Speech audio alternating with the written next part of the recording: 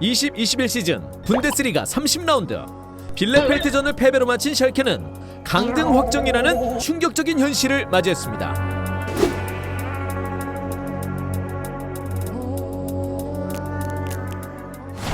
터치비 제작에 큰 도움을 주고 있는 압도적 국내 1위 스코어 888. 스팔은 건전한 스포츠 게임 문화를 선도합니다. 가입 시 추천인 코드 터치를 기입하시면 500만 볼을 드립니다. 100년이 넘는 전통과 6만이 넘는 평균 관중, 수많은 스타들을 배출해낸 크나펜슈미데라는 최고의 유스 시스템을 보유하고 있는 바로 그 메가 클럽인 로얄 블루스 샬케가 33년 만에 강등이 확정됐다는 소식은 샬케의 팬들뿐만 아니라 전 세계 축구 팬들에게 너무나도 낯선 충격 그 자체였죠.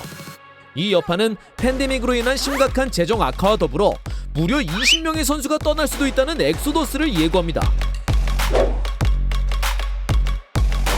샬케의 창단은 무려 약 117년 전인 1904년으로 거슬러 올라갑니다. 국내 고등학생들이 베스트팔리아 샬케라는 이름으로 클럽을 창단한 후 다양한 클럽들과 합병을 하며 성장했고 1923년에는 지역 리그에서 우승을 하며 명성을 얻기 시작합니다.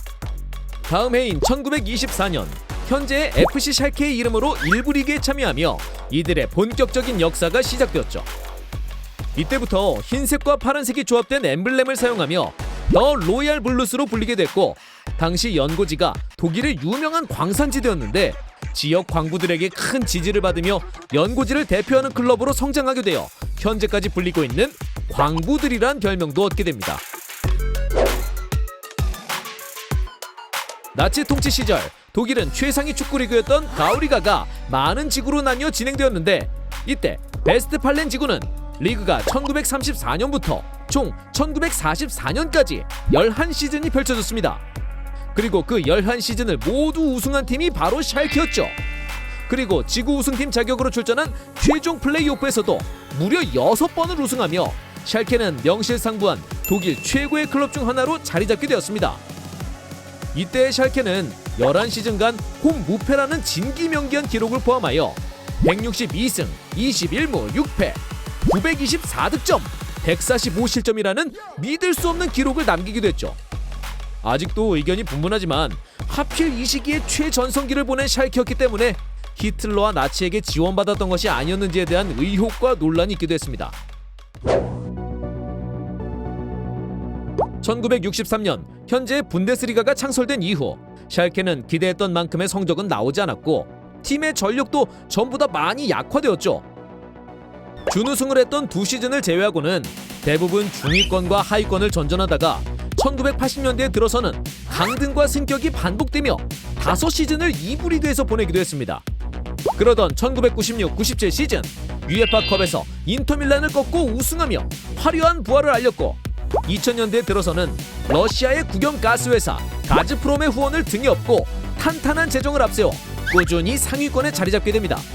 이때부터 샬케는 충분히 우승도 노릴 수 있는 전력이었지만 무려 준우승만 5회를 추가하며 현재까지 분데스리가에서 총 7회 준우승이라는 안타까운 기록을 갖고 있죠. 특히 시즌 최종전에서 종료 4분을 남겨놓고 우승을 놓친 0001 시즌은 아직도 샬케 팬들에게 천추의 한으로 남아있기도 합니다. 다행히 샬케는 포칼컵에서 3회 우승하며 위안을 삼을 수 있었고 많은 축구 팬들의 기억에 남아있는 10-11 시즌에는 UEFA 챔피언스 리그에서 라울 곤잘레스의 활약을 앞세워 팀 역대 최고의 성적인 4강에 진출하기도 하며 명실상부한 강팀으로 인정받기도 했습니다.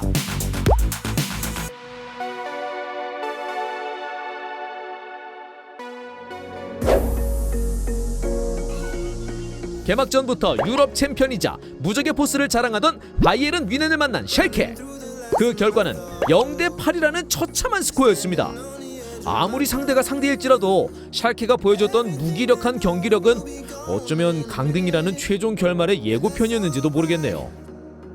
2라운드 베르더 브레멘과의 홈경기에서마저 1-3으로 패한 샬케는 불과 2경기 만에 다비트 바그너 감독을 경질하며 빠르게 변화를 줘 반전을 꿈꿨습니다. 하지만 3라운드 라이프치히전마저 0-4로 완패했고 그 흐름은 결국 12라운드까지도 이어져 4무 8패라는 최악의 성적이 유지되자 또다시 감독인 마누엘 바움이 경질되기에 이르렀죠.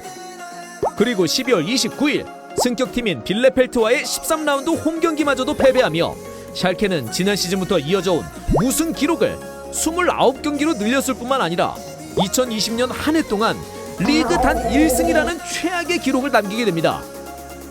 베테랑인 크리스티안 그로스 감독이 지휘봉을 잡은 이후 첫 경기인 14라운드에서도 패하며 무승 기록은 30경기까지 늘었고, 이는 분데스리가 최장 기록까지 단 한 경기만을 남겨놓은 상태였죠.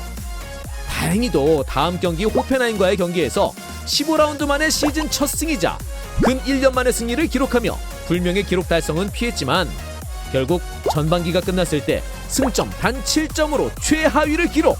본격적으로 구단과 선수들, 팬들과 언론에 이르기까지 샬케의 강등에 대한 우려의 목소리가 나오기 시작했죠. 후반기 첫 경기 역시 바이에른 뮌헨을 만나 0대4로 패하며 우려는 현실로 다가오기 시작했고, 최악의 경기력과 결과를 거듭한 끝에 결국 시즌이 끝나지 않았던 30라운드 빌레펠트와의 원정 경기에서 0대1로 패한 샬케는 남은 경기와는 상관없이 18위 최하위를 확정. 33년 만의 강등이라는 최악의 결과를 맞이하게 됐습니다. 이에 분노한 팬들이 선수들과 추격전을 벌이기도 하고, 일부 선수들은 잔여 경기에 불참을 선언하며 시즌이 끝나기도 전에 벌써부터 많은 후폭풍이 몰아치고 있고, 언론에서는 선수단의 대규모 이탈과 물갈이를 예고하기도 하며 그 여파는 어디까지 이어지게 될지 아직 가늠하기조차 힘든 상태죠.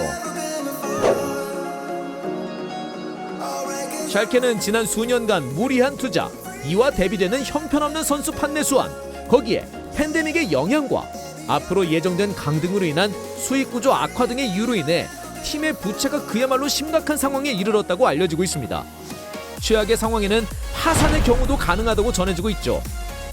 하지만 축구팬의 입장에서 샬케는 팀의 자랑스러운 역사와 수많은 충성심 강한 서포터즈들, 그리고 세계적인 뉴스 시스템을 보유한 명실상부한 명문 클럽으로서 그것들이 이 위기를 극복할 수 있는 힘이 되기를 바랍니다. 하루빨리 분데스리가에 컴백하여 치열한 레비어 더비를 볼 수 있기를 기대하면서 이만 마무리하겠습니다.